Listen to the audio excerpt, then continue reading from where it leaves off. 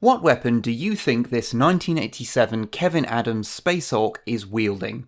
Seriously, write down your answers right now and I'll give you the actual answer in 3, 2, 1. Okay, it was a trick question. Sorry, the answer is I don't know. This mini, initially released in the RT02 range as Old Flathead, was said to have been wielding at least 3 radically different weapons during first edition. A heavy bolter, a lasgun, and a flamer. Have fun figuring out which one it's actually supposed to be. Or better yet, think up more weapons it could be. Personally, although they weren't really a thing when the mini was made, I get a bit of a Volkite vibe from it. If we accept that Eldari is just a fancy name for space elves, then the very first Eldar mini, or possibly Dark Eldar mini, is this Dark Elf Trooper from 1987. Released ahead of the first edition of 40k, this mini only vaguely resembles what would come later, with its vacuum cleaner gun and wearing one of those neck supports people wear on aeroplanes, but it's made out of a space jockey ship. However, things like the chainmail showing between armor plates does connect it to many of the early Eldar minis, so it's not completely different. Although the feature we think is most notable is its head's incredibly thin front profile, which is something else. The original Lambspeeder miniature was released in 1988 in the Devastator's box with the Mole Mortar and Tarantula turret. 3 things that are notably not what we'd refer to as Devastators just 1 edition later. This particular one has been placed on a different base and has a new weapon pod made from a more modern part since I didn't have the originals, but don't be a narc about it. As this thing is a hefty chunk of metal parts, it is a nightmare to put together and stay together, a thing exacerbated by the whole mini treating symmetry as just something that happens to other people. Still, it does look like a pair of deck chairs strapped to some jet engines, and that is rather charming. There's also an Imperial Army variant, so that's also neat. So, you've probably seen the modern epic scale Thunderhawks, but have you seen one of these original epic Thunderhawks? Cute, isn't it?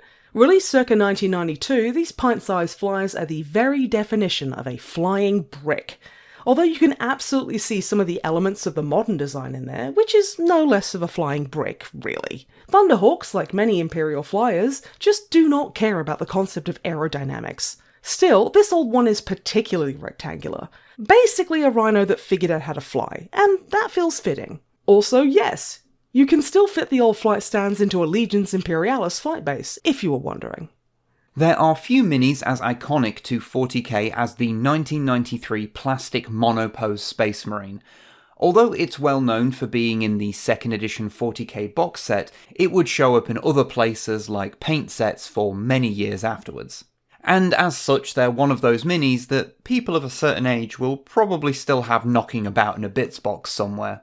They were made of 3 parts, the main body, the backpack, and a bolter with attached hands.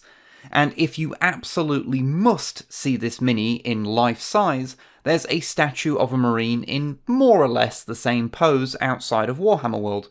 So that's a thing that you can more or less do. This is one of the 1998 Necron Warriors, borrowing the aesthetic previously used for Chaos Androids in Epic and Space Crusade.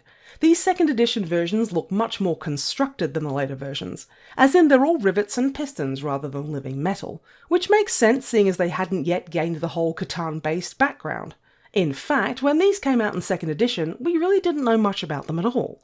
They also gave one of these metal Necron Warriors away for free in White Dwarf 217, so an awful lot of Warhammer players from the late 90s are likely to have exactly one of these in their collection. This is a Chaos Marine from 1990. More specifically, it's from the Space Crusade board game GW released in collaboration with Milton Bradley, and it might just be one of my favourite Chaos Marines. Sure, it's quite chunky and a little cartoony, as was normal for the Space Crusade minis, but having a nice, clean plastic version of the more biomechanical early Chaos Marines is just really cool. It even has swappable weapons if you didn't glue them in place, and you happen to have the other weapons. I'm sure I have them in a bits box somewhere around here.